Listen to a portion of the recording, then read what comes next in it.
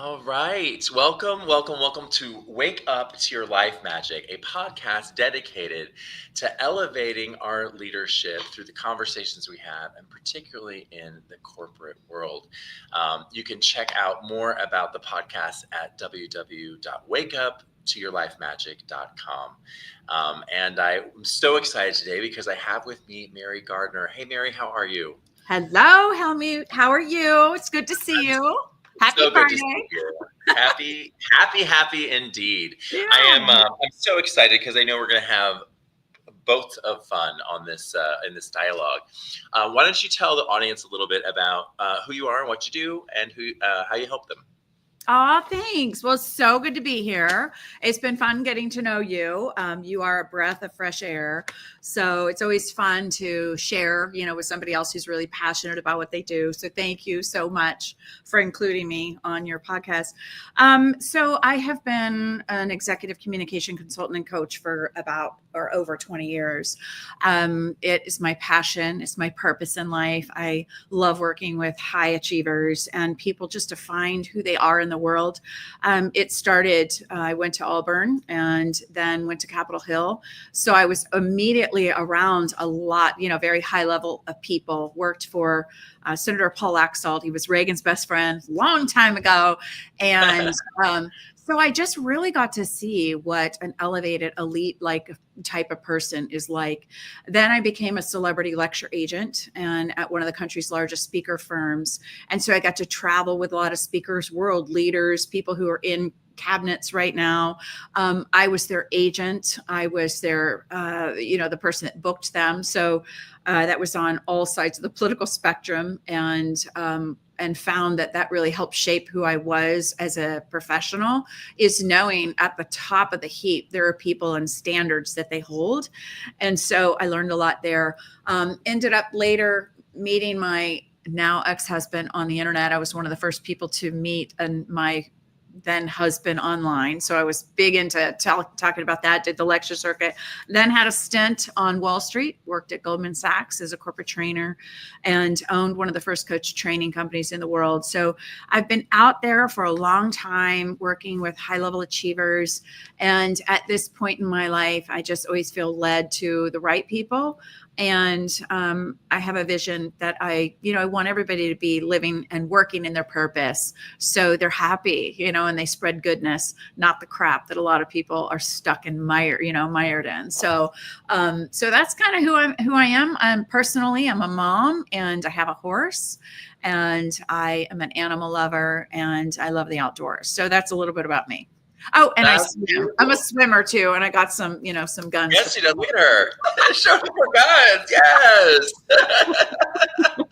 That's amazing, Mary, and what a wonderful experience to be around all those individuals. And as you talk about communication and how to support people, having those experiences just really gives you a lot of clarity.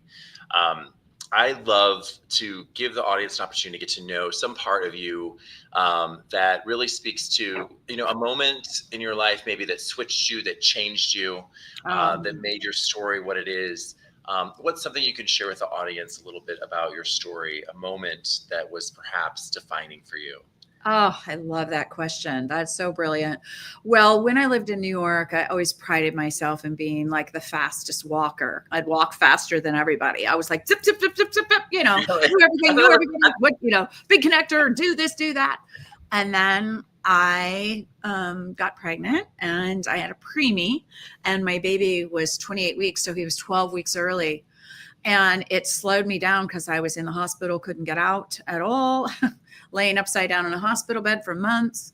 And then when he was born, some little complications. And then at the age of 5, maybe it was 7, he was diagnosed on the autism spectrum.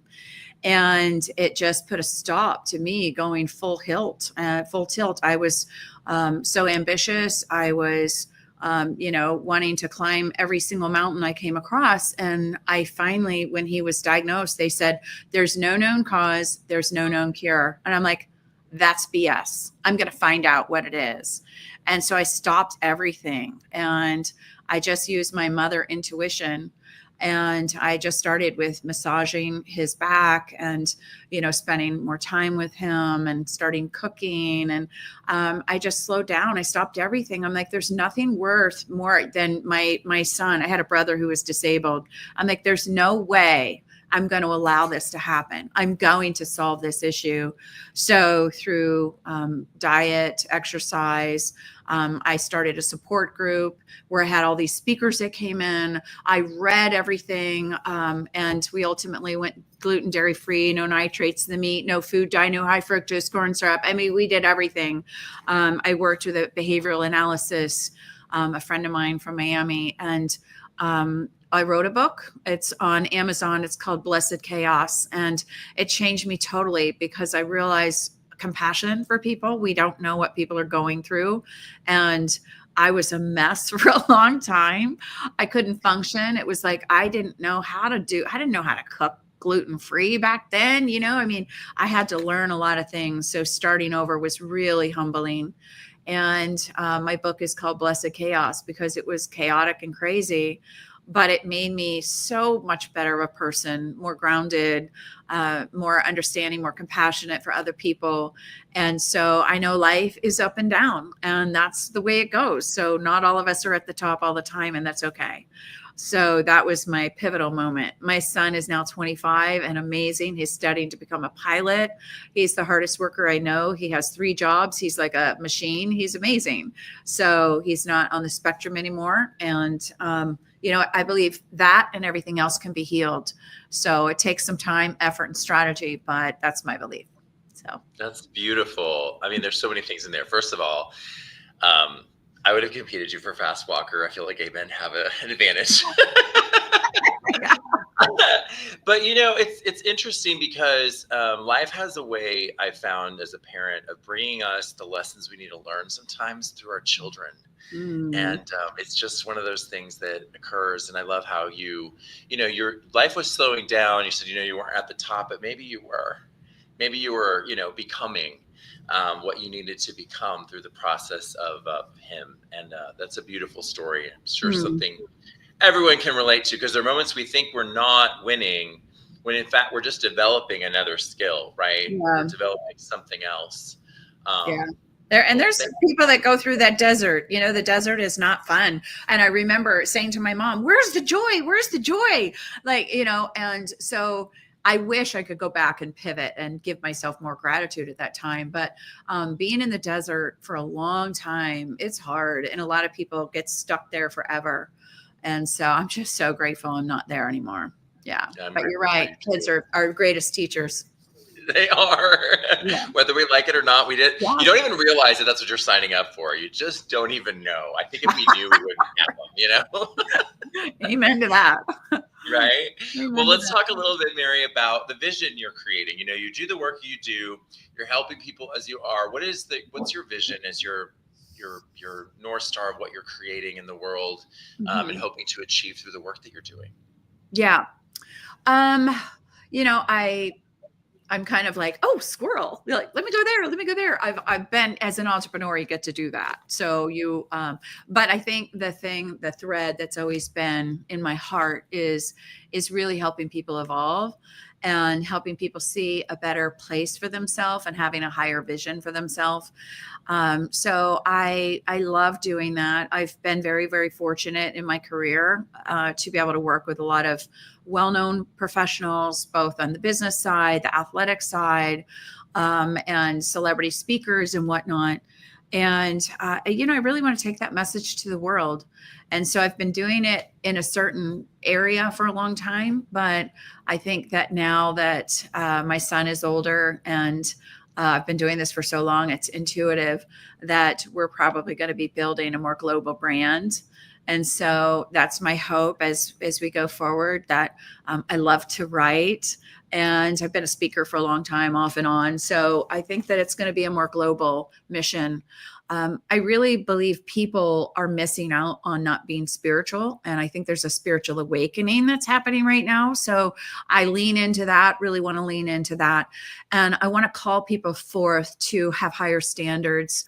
I've seen a lot of people relax their standards in recent years, and they're so casual, and they don't They don't value necessarily the privacy or the sacredness of friendship sometimes. They're so open, so authentic that there's no mystery there.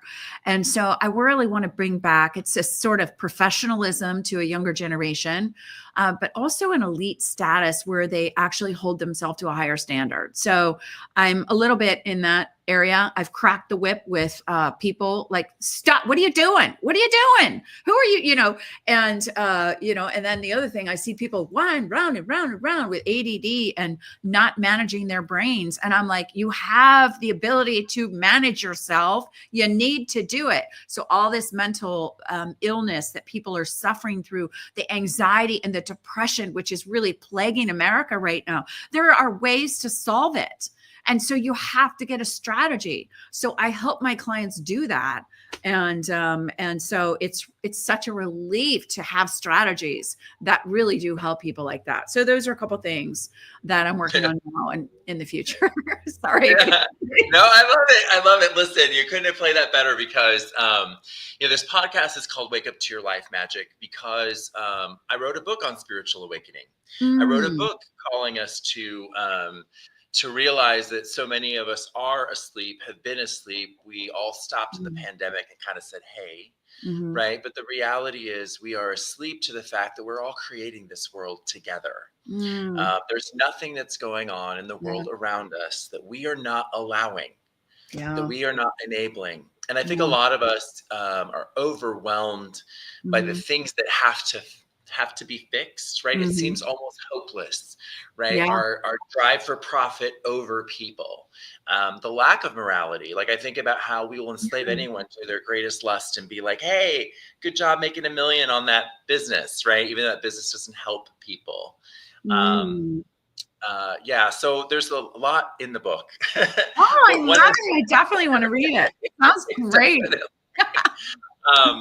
But one of the concepts and one of the threads that I think is so important is the commonality of every faith ultimately is a belief in love of self, unto the love of others, unto the love of our source. And I want to ask you, working with corporate people, working with business people, how do you see spirituality playing in the work that you've done? And how do you see that as an instrument in work going forward? Oh, I love that question. I was with a president of a law firm the other day, and she's from a very large Midwest firm. And she asked me, are you open about your faith? I'm like, absolutely, 100%. I don't hide it at all because I have my own business. And how I position it to individuals is, do you have a faith? What's your faith? Do you have a faith? I'm Catholic. I'll say I'm Catholic. I'm a Christian. But do you have a faith? And oftentimes they'll say, oh, I'm of this, this or this or this or no. And oftentimes they do have one and they're not allowed to say it. And they tell me, so I'm like, oh, okay. So I have a basis of where to talk to them about. But I have a lot of prayers that I give people that can help them get over things. I asked a guy recently, there's one that I do about getting rid of. This is really outlandish, people, but generational curses, because there's stuff in the Bible about generational curses. And so there's a pastor, Robert Henderson, who talks about the courts of heaven. And I had this client of mine, he's a friend, he's a publisher. He called me. I said, how you doing? He said, oh man, he said, I can't do this. He said, my son's living with us. He said, he won't move out. He's got his 3 kids. My wife and I are going crazy. And I said, hey, Jim, are you a believer? He said, no, not really. I said, perfect. You will be after you do this prayer. You'll do it, right? He said, absolutely. I'll do anything. So he does the prayer. He calls me back in 3 weeks. And he said, Mary, I feel sacrilegious. Why? He said, because my son got his dream job and he moved out. And then I talked to him a year later and he told me, he said, Mary, I've had so many miracles since I did that prayer. He was laying on a gurney in the ER dead. He had a heart attack. And literally within seconds, he popped up. And he was fine. He said, so sometimes there's things that are mysteries that people don't understand. And so I really like to dig in and challenge people and like, look, dude, you got to get this taken care of. Either it's this. Let's handle it. Here's a strategy. Let's go. I've gone to counselors for years. I believe in counselors to be able to do it. But at some point in time, we need to make a decision and do some different things. So I'm able to help people in that regard.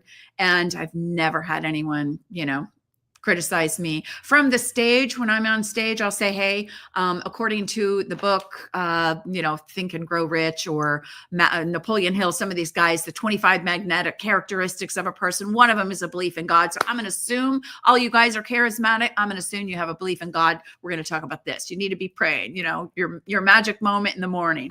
So I just work it in. I don't care what their religion is. I believe we're all spiritual beings, and I just assume they all are. That's beautiful. When you talk about the generational curses, we are in the generation that is breaking the most of them, right? I believe that to be true. And I talk a lot about breaking boxes. I think this is true in 9-figure leadership. I think this is true in 7 or 8. The more of the boxes that you break, the curses, the lies that are really enslaving you to a lesser version of yourself, the clearer your leadership is, right? The stronger it is. And it's interesting that there's so many, whether it's Holy Spirit or whether you're talking about Shiva and the Hindu culture, the concept of destruction and liberation, transformation is so ancient. And yet it's so important and modern, right? As we break these curses. It's interesting because I think one of the things I talk about is the belief in love. You talked about the anxiety and the crazy ADHD and those things. I do think that our society is struggling to believe that there's a happy ending, right? Yeah. And if you think about it, if you believe that we're from a loving source, and if you believe we've been getting better over history, and we have, by the way, because you and I are talking, you're a woman, I'm a gay man, we would never be having this conversation. Maybe even 100 years ago, would we be on? I don't know, maybe, right? But we've been getting better, right? That believing that we're going to continue to, it's so crucial. And when you adopt that belief, when you believe it, all of a sudden you start seeing solutions that could get us there. Amen. Oh, yeah, absolutely. And sometimes we're just running so fast and we don't spend any time listening.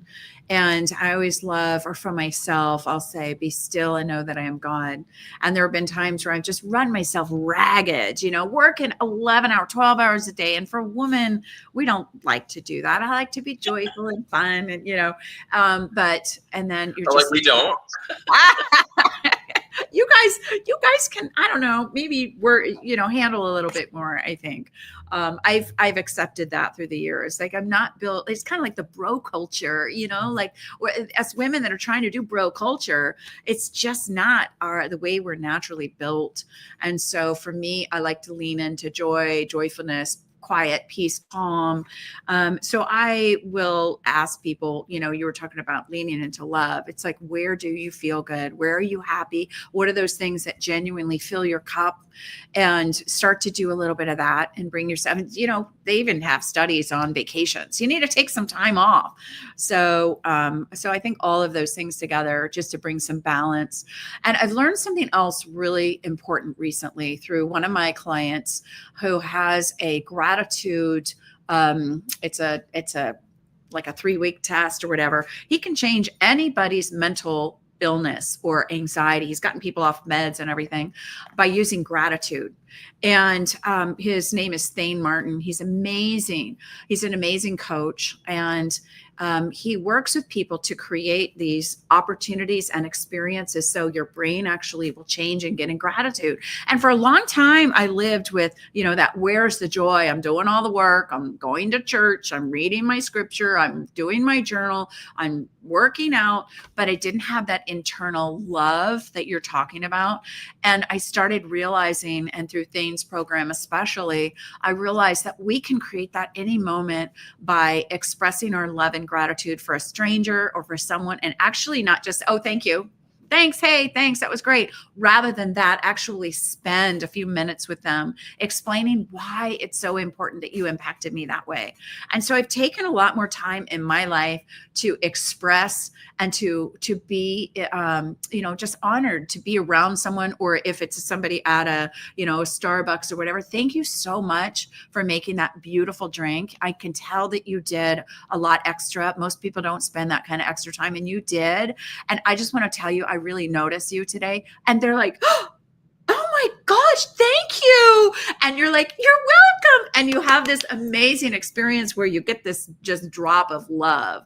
So there are ways in today's world, I think, that we've evolved a little bit to be able to have experiences to create joy into our life anytime we want it. It's true. It's true. And it's challenging to do in environments. I think of, corporate environments often become, for the leadership work I do, they almost feel soulless. They can, right? We're focused on the outcome. We're focused on productivity. And Absolutely. you have to Mhm. take those moments to make it human. And in fact, the best leaders make it human, and they make it Yes. connected. And Yes. I hope for a world where we're not just coexisting, but we're really co-creating, right? Where we can respect that Yes. your path to God's a different path, and someone else doesn't have one. They just love science, and you know what? They're going to agree that love is the best option. So we're all, Right. we're all going to ultimately agree. Surprise story. We all Yeah. want the same things. Yeah. So One absolutely. of the things you just said, that corporation is soulless, and I was just on with a wonderful dear client, and this person leads a large sales organization. He's like, metrics, get down to business. They're going to do this, and I'm like, okay. So there are other ways to get people to get on and to be excited. And so I think that that's a noteworthy conversation to have. It's not always about the data and the driving and this. It's also about getting people in the place, like what you and I are talking about, of what's going to propel them forward towards their purpose and what's going to get them excited about the future. And so what I like to do is finding out who they are right now and where they want to go, and then create a vision for them that's really powerful and personal. So they're driven that way. They'll get up and do the extra work. They're not being told, you got to do it, numbers, data. So I think that the world of coaching, if businesses were smart, the leaders would really integrate coaching into their daily lives and into how they manage, but also they'd bring in coaches like you and me to their companies to help them find the soul in people so they could find that purpose within the organization. Yeah, you're right. And it's one other thought that just triggered for me is the balance of the masculine and the feminine energy is required of the best leaders, right? So yeah, you're still like drive, but then there's the grow and the nurture and encourage. And, people don't go find problems and solve them for you if they don't love the mission, right? You have Yes. to really Yeah. inspire a desire and a love for them to connect with the client or the business or the outcome. Fear alone is not going to work. No, I think it's outdated. I do. I think I know some leaders that are still using that, and I just think it's so outdated. I think that people are really searching for something new and meaning, and that's why entrepreneurship is becoming so popular. But within corporations, I do feel like people are waking up. I use a model from 2013. It's a Harvard Business Review article that talked about what do inspiring leaders do, and there are tangible and intangible things that inspiring leaders do. They do more collaboration. They cast the vision. They communicate more, and so it's a really good model for anybody. They did a study of over 50,000 leaders. It was with IBM, I believe, and they took the top 100 or 1,000, and they identified the competencies that those inspiring leaders had. And so I like to adopt that into my leadership coaching to help them have an idea and a roadmap of how to get there, so they wake up their culture and have that soul that you're talking about. Yeah, I'll make another comment on that. You got to that point of entrepreneurship. What is really, really interesting about AI is that AI is going to enable, more tasks to be done that are automated, right? Get that part, right? But what it's going to emphasize increasingly in corporate, and as more individuals fall out of corporate, is the entrepreneur, right? The person inside the company who's the intrapreneur, right? Who's like, yeah, we've got all these things, but what do we do next? And that whole model of education is not what we're taught in schools. We're taught a Prussian Western teacher down model. And we don't often trust ourselves. And Steve Covey had a model. I've innovated a little on top of that. I call it a creator being model. The concept that you are capable from you of creating everything that you already do, Mary, but that many of our audience listening may not do. If you're in corporate, it's scary to go out there and be like, I'm going to do sales on my own and support on my own and service, right? All of it. But it's possible. You can do it. Hmm. And they did it in ancient days. We can do it today too. Yeah. We're handling a lot more though. I mean, we have to acknowledge that. And they've said for the first time in 200 years, our brains are being changed. So I think there's something about doing it correctly, getting mentors, getting help, collaborating with other people. But also protecting yourself and the sanity, but not being around the technology as much. I love AI, but we also want to maintain our ability to think, independently and collaborative with other people, because already AI is way smarter than all of us. And going back to the inspiring leadership, they do encourage people to innovate. You talked about the entrepreneur, super important. And organizations that do rely on the brain power of a person using AI, they're going to expand quickly. So Absolutely. it's an They exciting time to be alive. It is, and I feel like we're the generation that gets to like curate that it still stays human. We were the kids that didn't have all this stuff, and now we have it all. And how do we make sure that we bridge younger generations to a world that we'll be proud of, right? Yes, absolutely. Mary, share a little bit. I like for the audience to see something vulnerable about what's going on in your business that you'd love to improve, or you really need, the Mhm. number one thing you need support with. Something that can give us insight to the realities is it's not all roses. Yeah, yeah. Oh, I love that. How much time do we have? I'm like, so as an entrepreneur, there's always things you can do better for sure. I've recently hired a really wonderful coach that's helping me get strategic.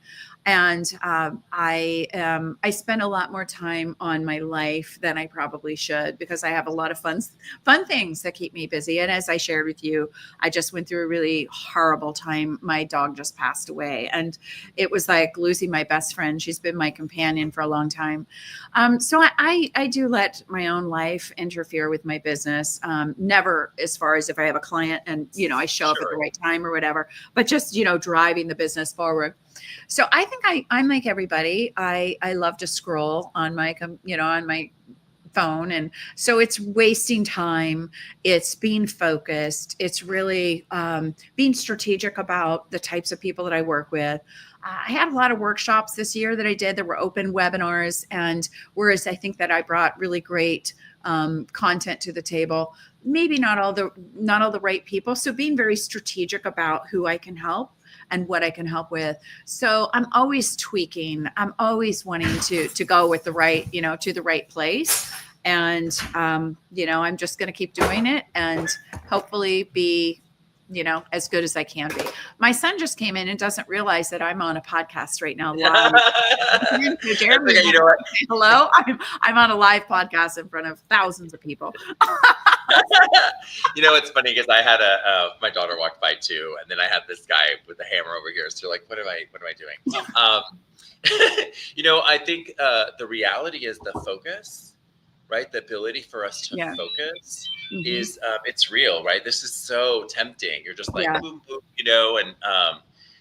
and I think that's one of the hardest things about leadership, period, right? You realize you are the commander of the ship, Yeah. as just as I am, right? Whether Yeah. you're corporate, whether you're independent, like we basically are creating our world through our discipline. I used Yes. to hate that that word, right? And then I realized it's the key. Like, sorry, but Yes. it's true, right? It really is. And, when you can find a way to incorporate a lot of nurturing and self care for yourself. And I do find, because we do have to be mentally strong in this world, I think that means also being physically strong. And so I've really made an effort over the past year to get really back in shape. I'm doing that. I'm not perfect yet. Yes. I do have Yeah, my must, she got the gun. because I was a swimmer, so I swim like a mile four days a week or whatever and doing weights. But I think that we need to be strong in today's world. And also another thing, I think we need to have really strong friends that will speak to us in a kind way, of course, but hold us accountable. And so, there's some real basics that I think can make us survive and get better to be able, it's not just about courage. It's not just about boldness, but, with my clients, what you're doing for me and you're asking me really deep questions, not everybody goes there. And so I think that it's important that we have people that can speak into us and tell us when we need to have a tweak, like, hey, I see you're doing something. Is that the right thing for you to be doing? Do you need to do better? Are you gaining weight? Are you going around in circles? Are you handling your money responsibly? Are you drinking too much? There's so many things that all of us do, and we kind of fall off the edge. And that's why having really strong friends that can hold us accountable, really important.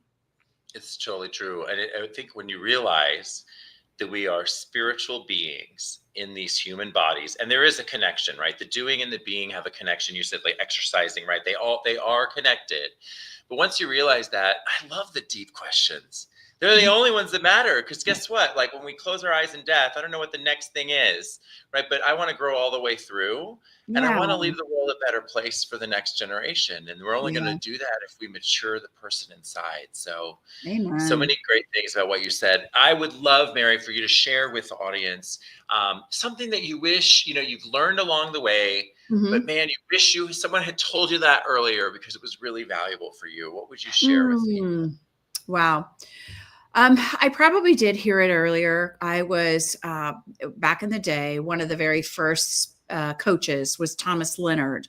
And Thomas Leonard started Coach University, which was the first coach training institute in the world. And I owned the second or third one. We had the Coaches Certification Institute. We were in Pennsylvania, New York, and in New Jersey. And there was CTI out in San Francisco. And he was really famous for talking about a strong foundation. And he had assessment tools and things that are still available. He's long since passed. He passed years ago. I think he was 46 years old. He was the grandfather of coaching, they called him.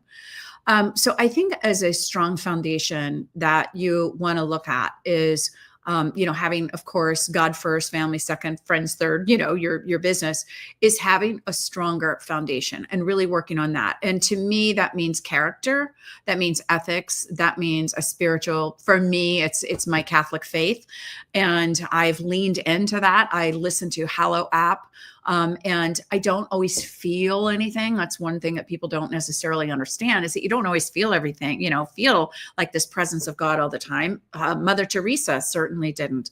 But I wish I would have not gone off the rails sometimes in my careers and stayed the course, stayed committed, true to my faith. And I would, I think ultimately I hear people talking a lot and they're like, oh, my angels. And I'm like, oh, come on, go to the source, What are you doing? But I'm not that confrontational with it. So I wish for me that I would have stayed the course early, years ago.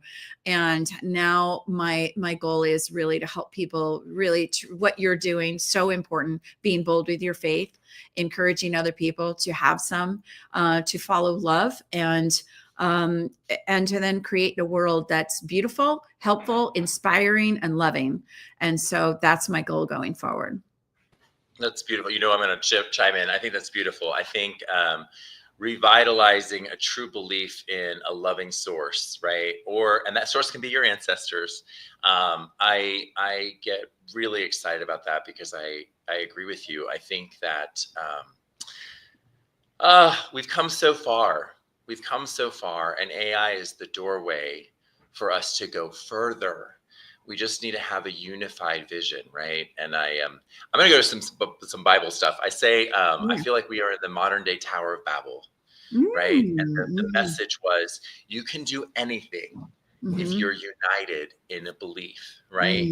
And I no longer worry about whether you're Muslim or Hindu or atheist, right? But if we have a common belief in the love of one another, the love of ourselves, and the love of our future, we can do anything with AI. And we can solve some of the world's hardest issues. Even think about what's the possibility of mental health and the ability to take some of the people that we consider today challenging, because cognitive behavioral therapies, it's a lot of work, right? But what if AI can work with those people to help them think through, their lack of social skills or their overdeveloped narcissism, whatever it is, right? Seriously, I have a belief we can do it, and science. Absolutely. Yeah. So encouraging time. Great time. Thank you for being with me, Mary. Thank Oh, you for being thank with me, Jen. you. Such a pleasure. I'm so happy for you. I definitely want to read your book. And thank you so much for giving me a little platform, a big platform today, and to spend time with me. And if anyone is interested in being in touch, it's marygardner.com. And of course, we're live on LinkedIn. Hey, everybody. Hope you're all well. And look forward to seeing everybody soon. Thank you so much again. Awesome. Thank you so much, Mary. And thank you, everyone. If you want to check this out, you can check it out on YouTube as well at Dr. Helmut Love. And we will see you on the next one.